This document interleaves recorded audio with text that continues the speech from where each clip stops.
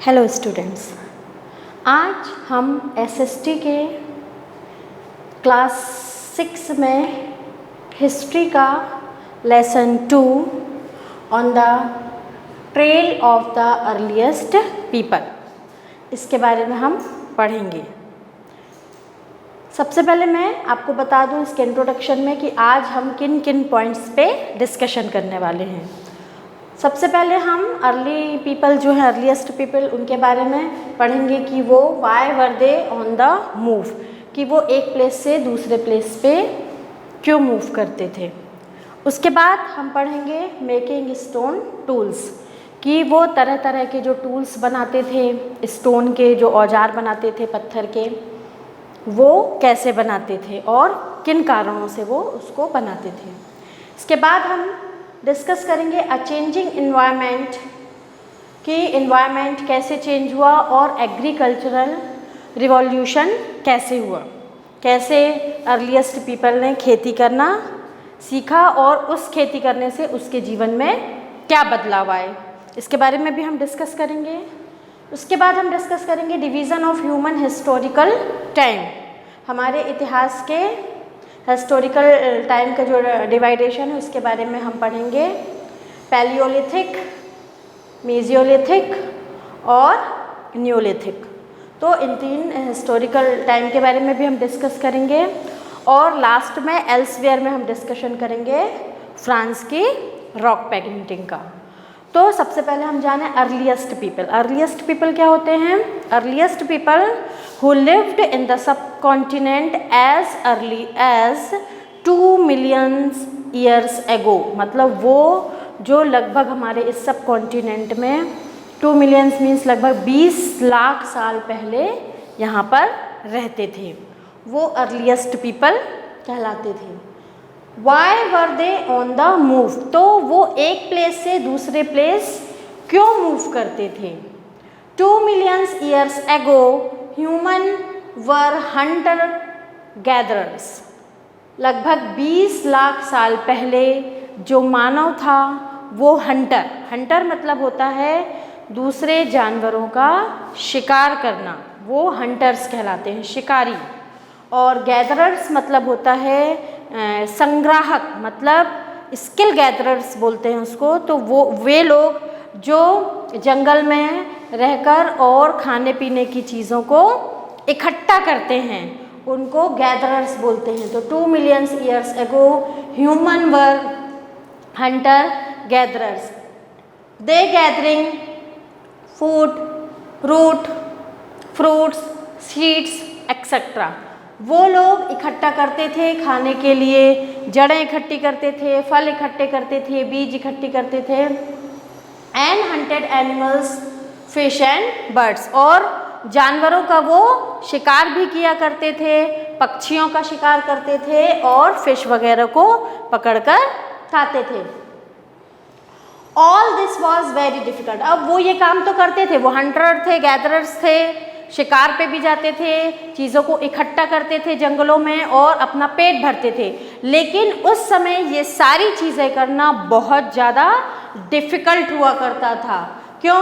Animals were stronger and ran faster, क्योंकि देखो जानवर बहुत मतलब जंगल में जो बहुत स्ट्रॉन्ग जानवर होते हैं, रैन फास्टर बहुत ज़्यादा तेज गति से वो दौड़ने वाले होते हैं। So human needed to be very alert, robust, quick and have presence of mind. तो ह्यूमन बींग्स को बहुत ज़्यादा अलर्ट, सतर्क होने की, जागरूक होने की और तेज होने की ज़रूरत होती थी, ताकि वो अपने अलर्टनेस के साथ एनिमल्स को उसका शिकार कर सके, उसकी हंटिंग कर सके। और साथ ही साथ प्रेजेंस ऑफ माइंड, कि मतलब यदि कोई पशु उनके ऊपर, यदि कोई जानवर उनके ऊपर हमला करता है तो किस तरीके से वो अपने आप को सेफ कर सकें, इसके लिए उनका मतलब प्रेजेंस ऑफ माइंड रखना पड़ता था, उनको बहुत क्विक होना पड़ता था और अलर्ट भी होना पड़ता था। तो वो हंटर गैदर थे, लेकिन उन लोगों के लिए ये मतलब सब काम बहुत डिफ़िकल्ट होते थे।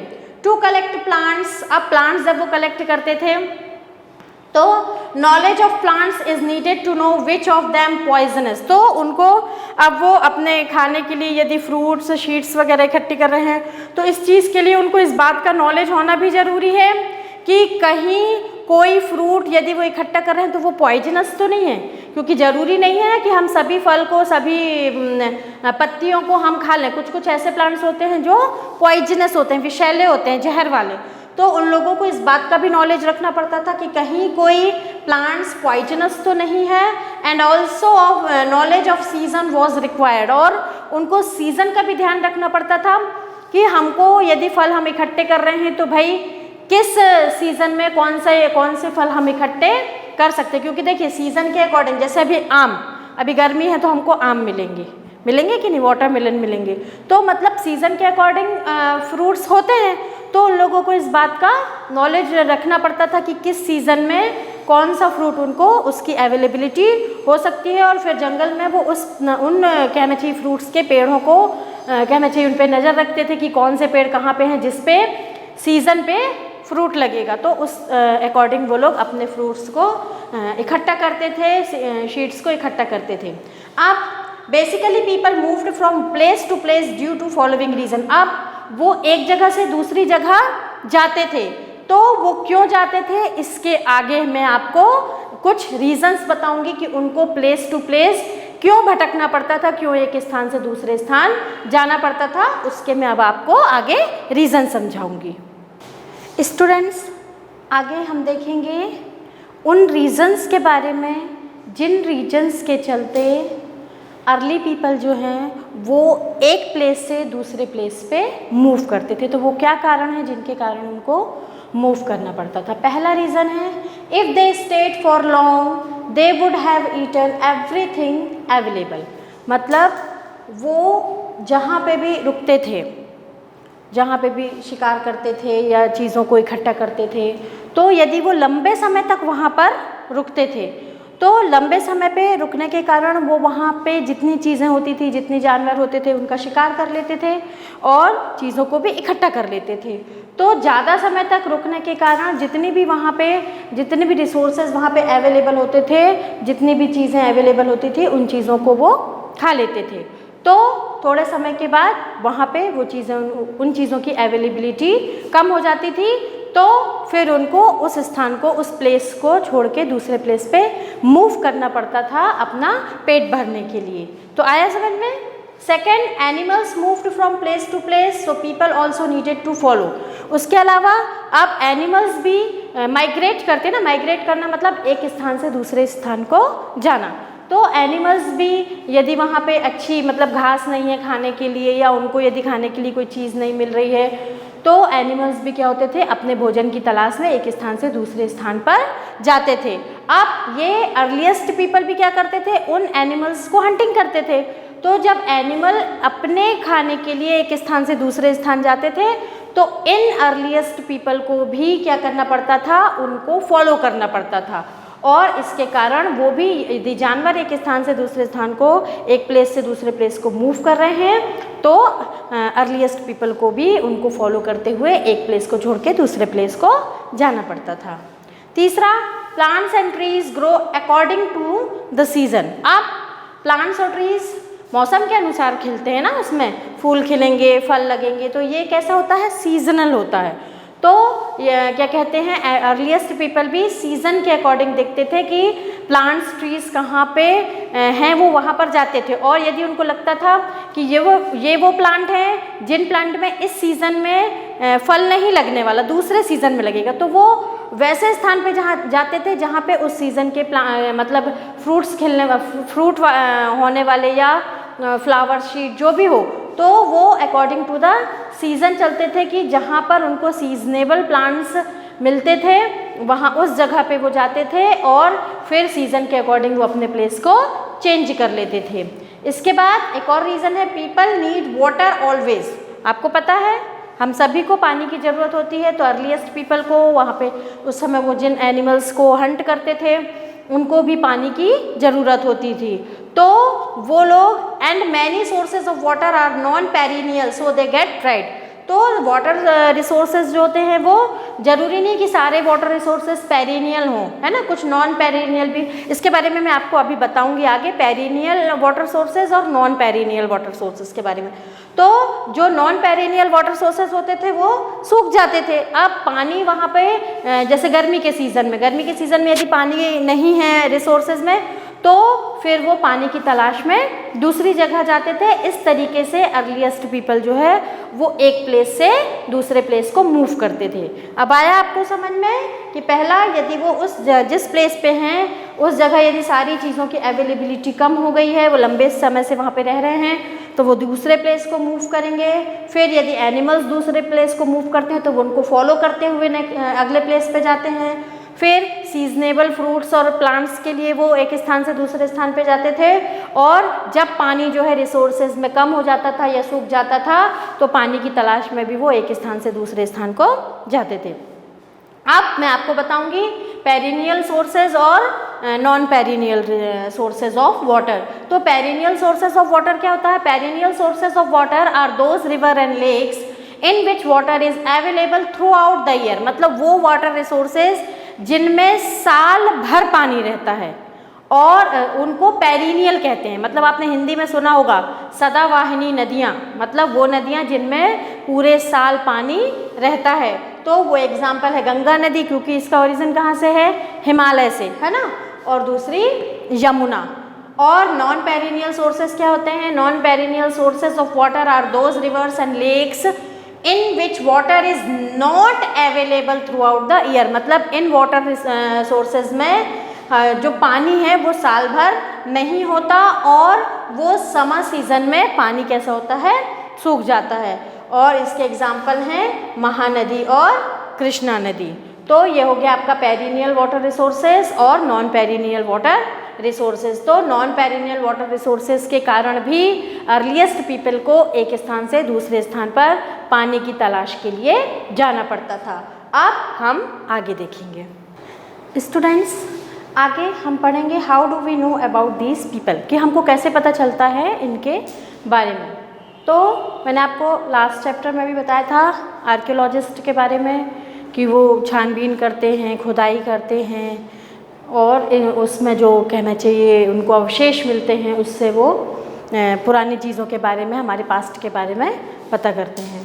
तो यहाँ पे आर्कियोलॉजिस्ट जो हैं उन्होंने उनके जो वो हंटिंग के लिए टूल्स जो यूज़ करते थे, औजारों को, उनके बारे में भी बताया, उनको खोजा, उनके बारे में बताया कि वो किस चीज़ से बनते थे, कैसे वो मतलब इन टूल्स को किस तरीके से वो बनाते थे। तो इसके बारे में मैं अभी आपको आगे बताऊंगी कि वो मेकिंग टूल्स के बारे में, कि वो किस तरीके से टूल्स बनाते थे। अभी हम ये देखते हैं। Archaeologist have found tools made of would.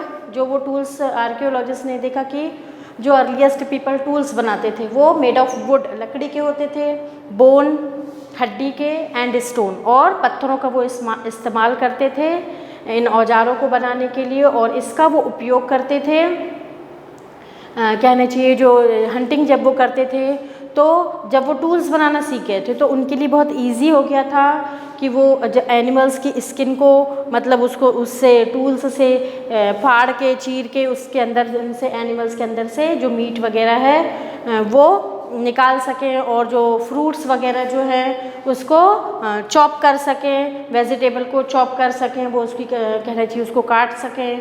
फिर जो रूट्स निकालना होती थी उनको ज़मीन के अंदर से डिगिंग करने के लिए भी उन्होंने टूल्स बनाए। तो इस तरीके से, और कहना चाहिए जो क्लॉथ्स को, एनिमल्स की स्किन जो होती थी उससे वो लोग क्लॉथ्स बनाते थे, और उस क्लॉथ्स को स्टिच करने के लिए भी उन लोगों ने कहना चाहिए टूल्स बनाए थे।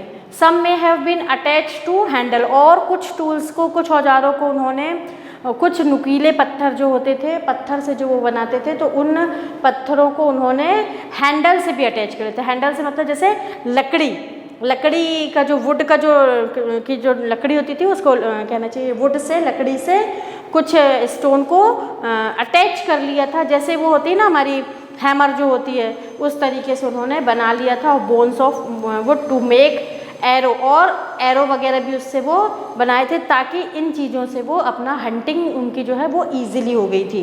People also use to chop wood as wood used in making huts, और मतलब वो लकड़ियों को काटते भी थे इन टूल्स से, ताकि वो कहना चाहिए उनकी जो झोपड़ियाँ हैं, उनकी जो हट्स हैं, उसको बना सकें। अब ये टूल्स उनको कहना चाहिए उनके लिए बहुत उपयोगी सिद्ध हो रहे थे, उनके बहुत सारे काम को इन औजारों की सहायता से ईज़िली हो गया था उनका जो काम था वो। तो ये टूल्स बनाने के लिए जो स्टोन्स थे वो हमेशा ये चाहते थे कि वो कैसे मिलें, उनको अच्छे मिलें, क्वालिटी बेस्ड मिलें। तो people tried to find better quality stones, so the places where good quality stones were found turn to became factory site. मतलब कि वो लोग चाहते थे कि उनको अच्छे औजार बनाने के लिए अच्छा पत्थर मिले।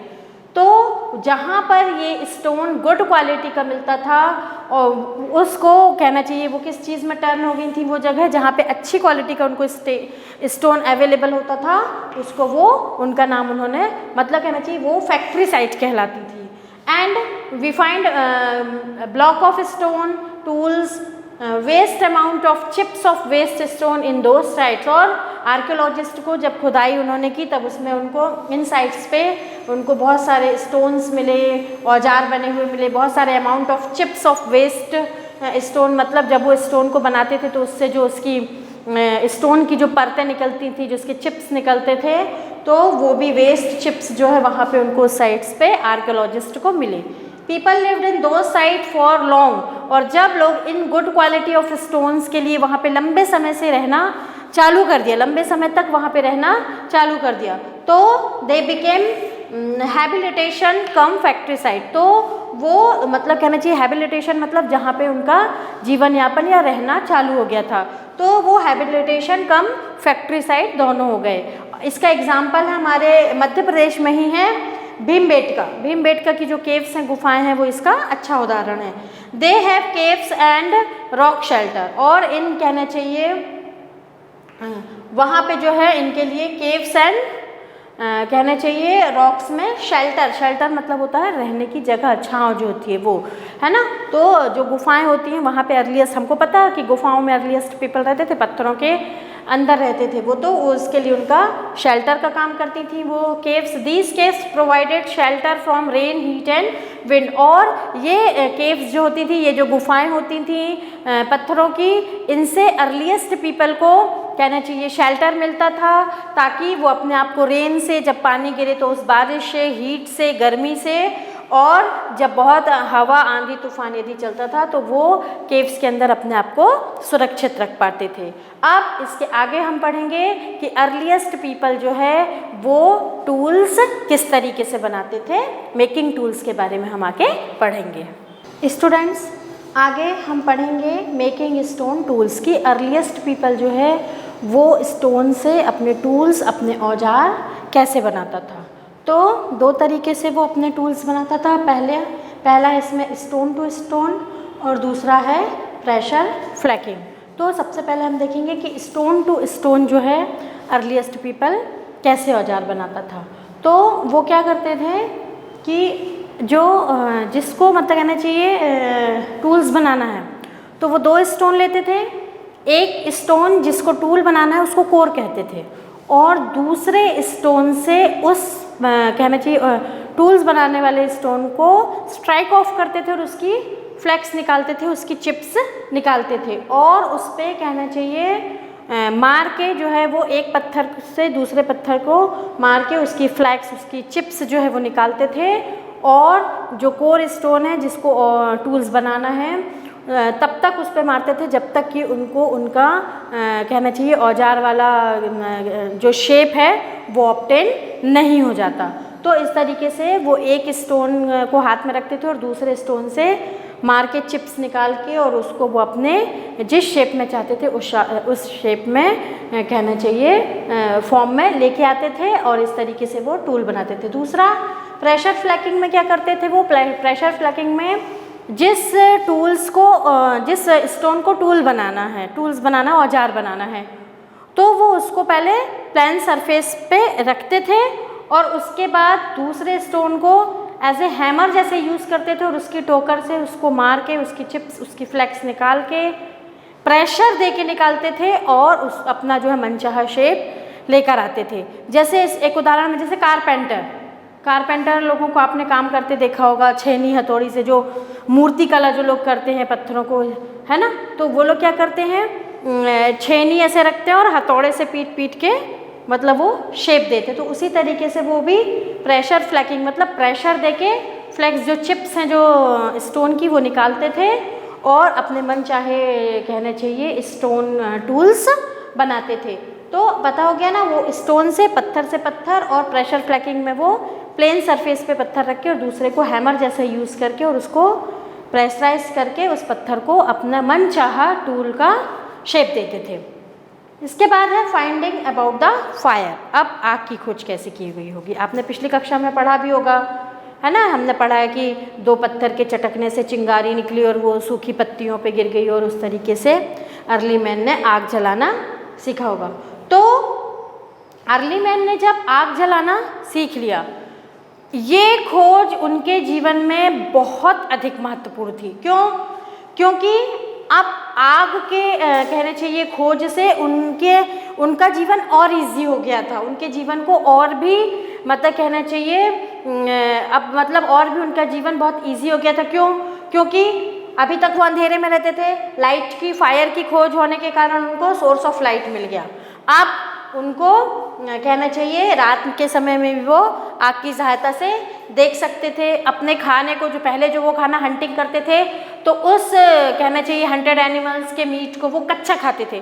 अब फायर की खोज से उन्होंने क्या कर लिया, उस कच्चे मांस को, कच्चे मीट को पका के खाना शुरू कर दिया। तो पका हुआ मांस ऑब्वियसली उनको टेस्ट में भी ज़्यादा अच्छा लगा होगा और डाइजेस्ट के लिए भी, मतलब उनके डाइजेस्ट में भी सही होगा। And to scare wild animals, और जंगली जानवर जो थे वो आग से डरते हैं। तो उन्होंने ये भी देखा कि वाइल्ड एनिमल्स जो हैं, अब आग उनके पास रहने के कारण वो उनको कहना चाहिए वो डरते थे और उनके पास नहीं आते थे। और उन्होंने आग की खोज की। इस बात का पता कैसे चला? Traces of ash found in Kurnool caves. Kurnool caves जो है वहाँ पर ऐश मतलब होता है राख, जो आग जलने के बाद राख बन जाती है, उसके कहना चाहिए वो राख जो है वहाँ पर मिली। और उस ट्रेसेस ऑफ रॉक से कहा जा सकता है कि अर्ली मैन जो है उसने आग की खोज की और आग के वो निम्न उपयोग भी करता था। लाइट के रूप में उसका उपयोग करता था, खाना पकाता था उससे, और जंगली जानवरों को अपने से दूर रखता था। इसके बाद हम पढ़ेंगे अ चेंजिंग इन्वायरमेंट।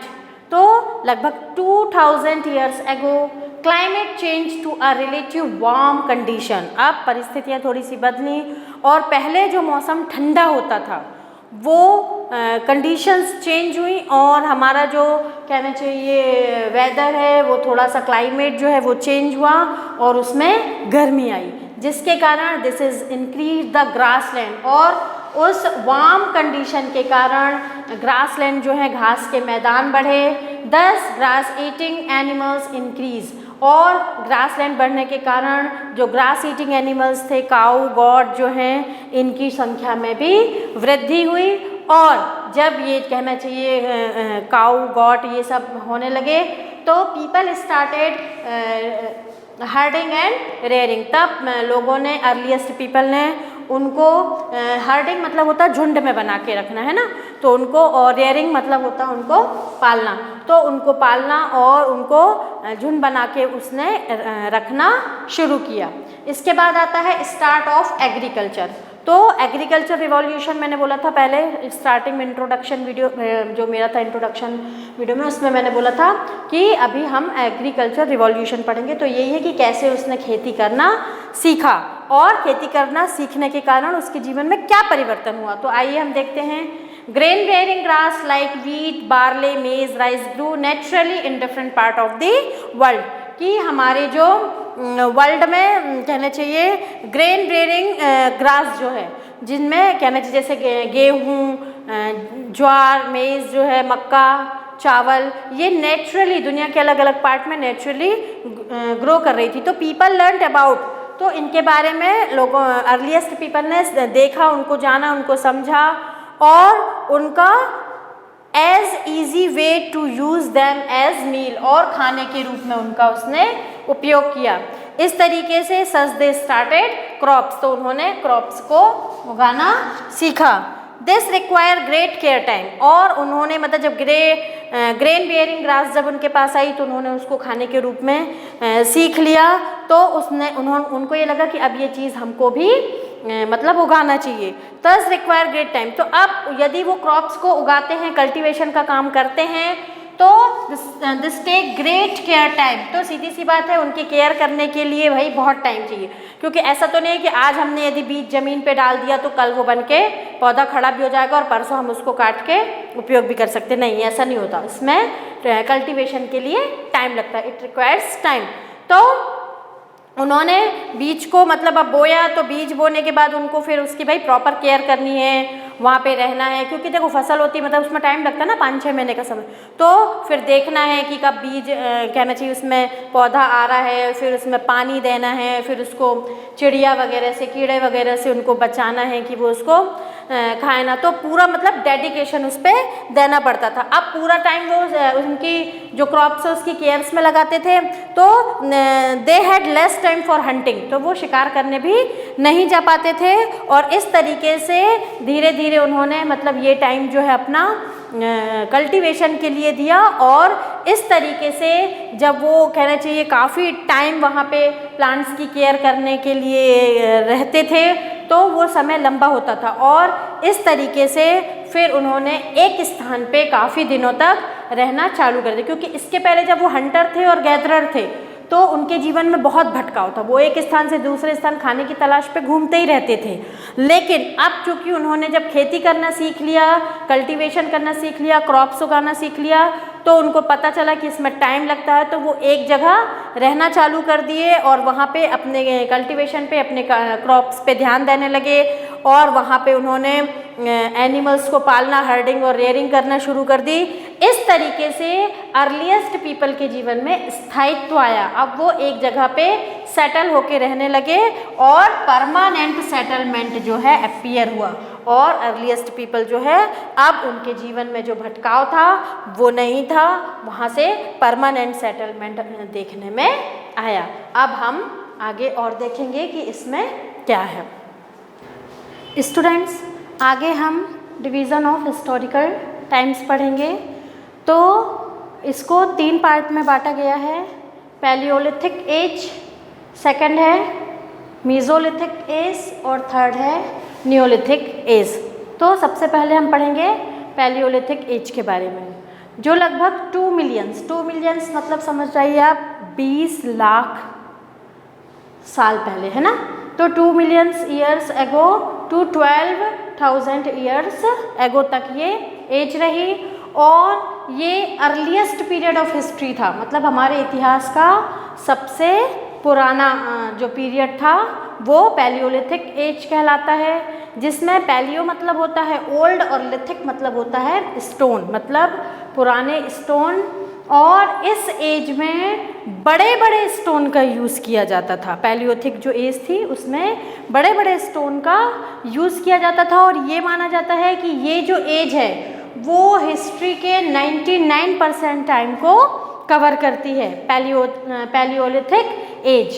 सेकंड में है मीज़ोलिथिक एज, ये 12,000 to 10,000 ईयर्स एगो की है, के बीच की है, और इसको मिडिल स्टोन एज भी कहा जाता है। इसमें इस एज में बड़े बड़े स्टोन नहीं बल्कि छोटे स्टोन यूज़ किए जाते थे, और स्मॉल साइज़ के जो स्टोन है वो यूज़ किए जाते थे, और उनको जो है वो हैमर वगैरह में अटैच करके एरो और सिकल जैसा शेप दिया जाता था। और इसमें चूँकि स्मॉल साइज़ के स्टोन यूज़ होते थे तो इस एज को माइक्रोलिथिक एज के नाम से भी जाना जाता है। और हमारी थर्ड है नियोलिथिक एज, ये लगभग 10,000 ईयर्स एगो से चालू हुई नियोलिथिक एज, और उसके बाद फिर आई प्री हिस्ट्री और फिर मॉडर्न हिस्ट्री। तो आपको आई होप हिस्टोरिकल टाइम समझ में आ गया होगा। पैलियोलिथिक एज जो है वो लगभग 2 मिलियन ईयर्स एगो से 2000 ईयर्स एगो तक ये हिस्ट्री टाइम का अर्लीस्ट पीरियड था, और जिसमें कहना चाहिए जो हिस्ट्री के 99% टाइम को कवर करता है, और इसमें बड़े बड़े स्टोन यूज़ होते थे। मेसोलिथिक में ये 12,000 से 10,000 ईयर्स एगो का समय था। मिडिल स्टोन एज कहा जाता था, और इसको माइक्रोलिथिक भी कहा जाता था, और इसमें स्मॉल साइज़ के जो है स्टोन वो यूज़ होते थे, जिनको कहना चाहिए इसके साथ वुड के साथ या बोन के साथ अटैच करके एरो और सिकल जैसा शेप दिया जाता था, जैसे हैमर बनता है ना वैसे। न्यूलिथिक एज में 10,000 ईयर्स एगो से समय इससे आता है, और उसके बाद फिर प्री हिस्ट्री और मॉडर्न हिस्ट्री। अब इस चैप्टर में हम आगे देखेंगे rock painting and ostriches. Rock painting और ऑस्ट्रिचेस के बारे में कि many caves in which people lived had rock painting with great accuracy and skill, some found in MP and southern UP. क्योंकि उस समय जब अर्लीस्ट पीपल केव्स में रहते थे तो ये देखा गया कि अर्लीस्ट पीपल जो हैं वहाँ केव्स में वो पेंटिंग भी करते थे विद ग्रेट एक्यूरेसी और स्किल के साथ, मतलब बहुत अच्छे से। आज भी हम देख सकते हैं जैसे मध्य प्रदेश में ऐसी केव्स हैं, और सदर्न यूपी में भी ऐसी केव्स हैं जिनमें बखूबी बहुत अच्छे तरीके से अर्लीस्ट पीपल जो हैं उन्होंने पेंटिंग की है केव्स पर, और ये कहना चाहिए ये पेंटिंग्स हम आज भी देख सकते हैं। और मतलब कहना चाहिए ये पेंटिंग्स वो एनिमल्स वगैरह भी बनाते थे उस पेंटिंग्स में। अब इसके बाद और ऑस्ट्रिचेस, ये माना जाता है ना कि ऑस्ट्रिच जो है वो ऑस्ट्रेलिया वगैरह में शायद मिलते हैं। तो अभी उस समय मतलब जब अर्लीस्ट पीपल थे तब ये ऑस्ट्रिचेस जो है वो भारत में भी थे। ये पैलियोलिथिक एज की बात है कि उस समय भारत में ऑस्ट्रिचेस भी मिलते थे, और ऑस्ट्रिचेस जो शुतुरमुर्ग हैं वो उनका पता कैसे चला, तो उनके एग शेल्स जो हैं वो मिले हैं महाराष्ट्र के महाराष्ट्र में पाटने नामक एक जगह है, वहाँ पे उनके एग शेल्स मिले हैं, और उन एग शेल्स में डिज़ाइन भी इनग्रेव्ड है, और उन पे जो डिज़ाइन किया गया है, बीड्स वगैरह बनाई गई हैं, उनको देख के पता चलता है कि पैलियोलिथिक एज जो है वहाँ उस समय भारत में ऑस्ट्रिच भी हुआ करते थे। अब एल्सवेयर में हम देखेंगे, आपकी बुक में है चैप्टर एल्सवेयर, उसमें लास्ट ये हमारा कि रॉक पेंटिंग इन फ्रांस। तो लगभग 2000 ईयर्स बिटवीन, मतलब 2000 ईयर्स एंड 10,000 ईयर्स एगो की हम बात कर रहे हैं। तो फ्रांस में भी कहना चाहिए रॉक पेंटिंग होती थी, केव्स में वहाँ पर पेंटिंग है, और अर्लीस्ट पीपल के द्वारा पेंटिंग की हुई हैं, जिन्होंने वाइल्ड एनिमल्स को पेंट किया है, वो भी बहुत ब्राइट कलर्स में। कलर्स और ये जो कलर्स हैं ब्राइट कलर्स में उन्होंने जो केव्स पेंटिंग की हैं, ये कलर्स जो है वो मिनरल्स से बने हैं, और ये मिनरल्स आयरन और चारकोल, इनको मिलाकर उन्होंने कलर्स बनाए, और ब्राइट कलर्स से वहाँ की केव्स में पेंटिंग की गई हैं, वाइल्ड एनिमल्स बनाए गए हैं बहुत ही एक्यूरेसी और स्किल के साथ। It is possible painting done on occasion and special ritual, और ये भी संभव है कि ये जो पेंटिंग्स उस समय केव्स में की गई होंगी तो वो शायद उस समय कोई सेरेमोनियल ओकेशंस होंगे, कुछ समारोह वगैरह होंगे, तो उस समय उस चीज़ को ध्यान में रखते हुए ये पेंटिंग्स वहाँ बनाई गई होंगी, या कोई स्पेशल रिचुअल्स होगा या कोई रीति रिवाज को वहाँ पे उस समय फॉलो किया जाता होगा, जिसके चलते ये पेंटिंग्स बनाई गई होंगी। तो आज हमने क्लास 6 के चैप्टर 2 को मैंने आज एक्सप्लेन किया है। आप प्लीज़ इस एक्सप्लेनेशन को समझिए, और इस कहना चाहिए एक्सप्लेनेशन को लाइक कीजिए, और हमारे चैनल को सब्सक्राइब कीजिए। Thank you.